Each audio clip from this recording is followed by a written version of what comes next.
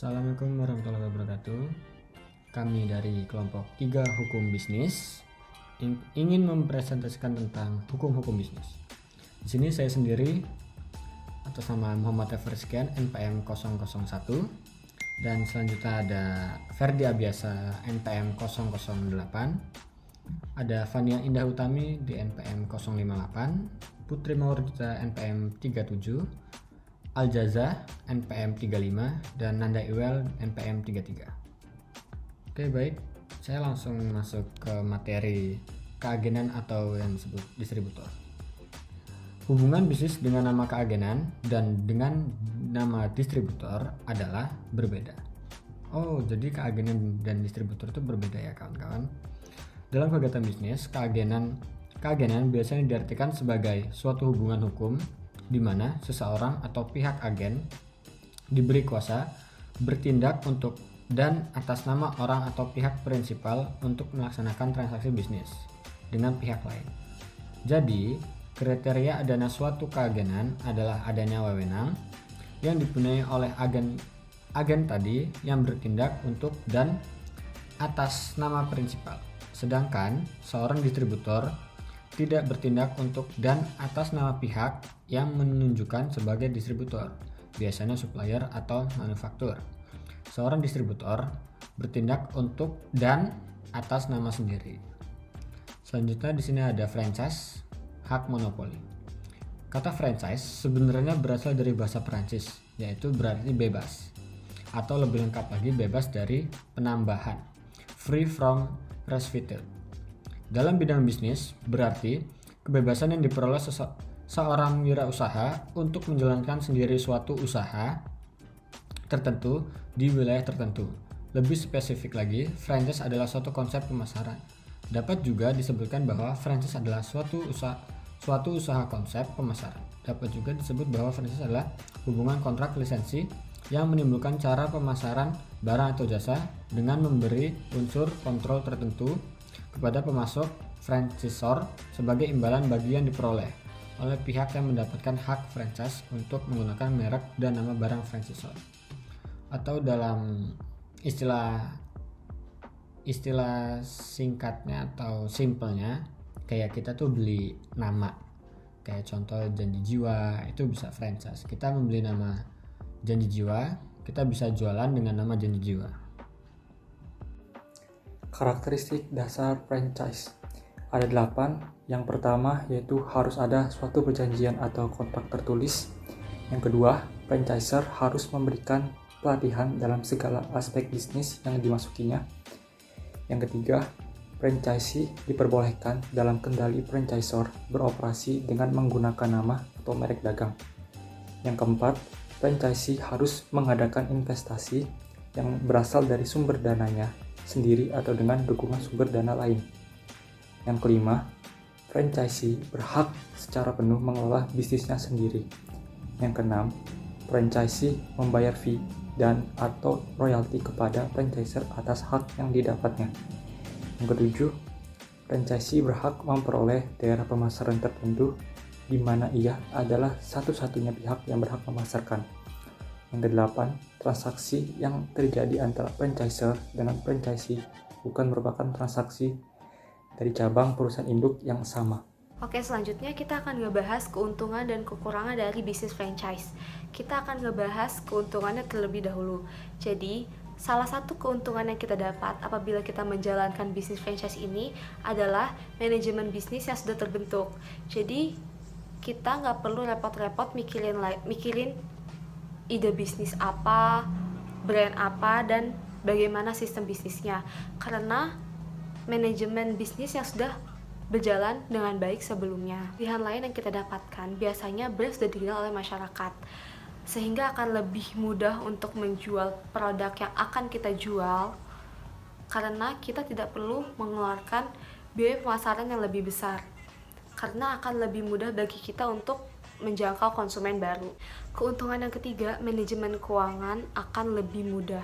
Sebagai mitra, kita tidak perlu repot memikirkan manajemen keuangan, karena dengan sistem bisnis yang sudah teruji, kita tidak perlu repot memikirkan dari sisi manajemen keuangan. Keuntungan yang keempat itu bekerjasama dengan partner.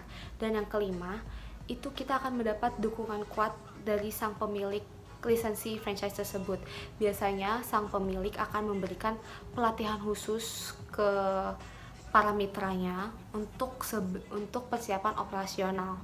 Biasanya pelatihan itu berisikan mengenai manajemen keuangannya, marketingnya, sampai ke operasional bisnisnya.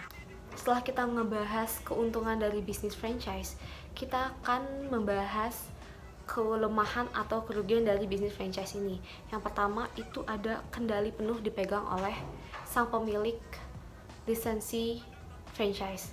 Yang kedua itu supplier tunggal bahan baku produk. Yang ketiga ada fee franchiser, itu pembayaran untuk franchise-nya. Dan yang keempat itu ada reputasi bisnis mudah terpengaruh. Dan yang terakhir ada pembagian keuntungan. Sebenarnya kalau untuk kerugian yang tadi saya sampaikan itu sesuai dengan persyaratan dan kesepakatan di awal antara kedua pihak, bagaimana kesepakatannya. Jadi tidak semua franchise itu ada yang membagi keuntungan atau dan yang lainnya. Hubungan perseroan terbatas atau joint venture. Seorang ahli bernama Friedman membedakan ada dua macam joint venture. Yang pertama, joint venture yang tidak melaksanakan penggabungan modal, sehingga kerjasama tersebut hanya terbatas pada know-how yang dibawa ke dalam joint venture. Kemudian yang kedua, joint venture yang ditandai dengan adanya partisipasi modal. Untuk membedakan jenis pertama dan jenis kedua, Friedman menggunakan istilah joint venture untuk yang pertama dan equity joint venture untuk yang kedua. Ciri-ciri usaha joint venture adalah sebagai berikut. Yang pertama, adanya perusahaan joint venture yang terdiri bersama-sama oleh beberapa perusahaan lain. Kemudian, adanya modal perusahaan joint venture yang terdiri dari know-how dan modal saham yang disediakan oleh perusahaan sendiri-sendiri. Yang ketiga, bahwa perusahaan-perusahaan pendiri tetap memiliki eksistensi dan kemerdekaan masing-masing. Yang terakhir, khusus untuk di Indonesia seperti yang kita kenal sampai sekarang, joint venture merupakan kerjasama antara perusahaan domestik dan perusahaan asing. Tidak menjadi soal apakah modal pemerintah atau modal swasta. Bangun berdasar Build, Operate, and Transfer sama dengan BOT.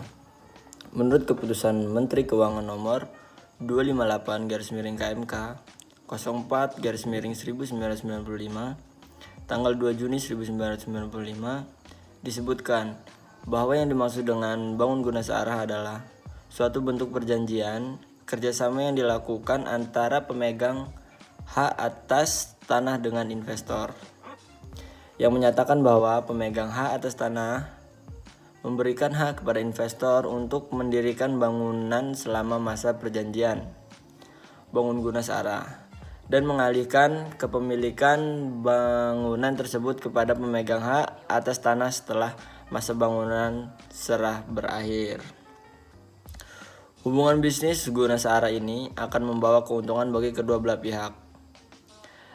Dan berdasarkan pasal 4 ayat 1 Undang-Undang Nomor 7 Tahun 1983 sebagaimana telah diubah dengan Undang-Undang Nomor 10 Tahun 1994 tentang pajak penghasilan, maka bangunan yang diserahkan oleh investor kepada pemegang hak atas tanah setelah masa perjanjian berakhir adalah merupakan penghasilan bagi pemegang hak atas tanah tersebut.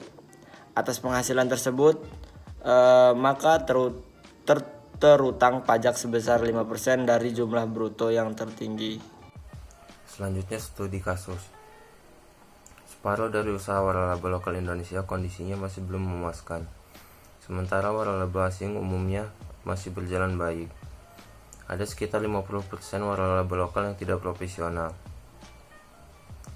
Meski perusahaan masih merugi, tetapi kebanyakan mereka sudah berani membentuk bisnis waralaba. Dibandingkan dengan jumlah waralaba dan pertumbuhannya waralaba asing di Indonesia jauh lebih banyak dibandingkan waralaba lokal. Kondisi ini terkait dengan pola pikir pebisnis yang ingin melindungi usaha dagangannya sendiri. Tingkat keberhasilan waralaba dalam negeri masih sebesar 48%, sedangkan waralaba lokal masih rendah dikarenakan sering terlalu cepat menawarkan bisnisnya kepada konsumen tanpa terlebih dahulu memperkuat diri dengan sistem dan manajemen yang baik. Banyak waralaba lokal menghasilkan konsep bisnis yang mantap dan teruji. Di tengah menjamurnya waralaba di tanah air, investor harus tetap berhati-hati untuk menggunakan uangnya di bisnis tersebut. Untuk mengatur pewaralabaan di Indonesia, pemerintah telah menerbitkan 2 peraturan perundang-undangan, yaitu yang pertama, 1 Peraturan Pemerintahan RI Nomor 16 Tahun 1997 tentang waralaba.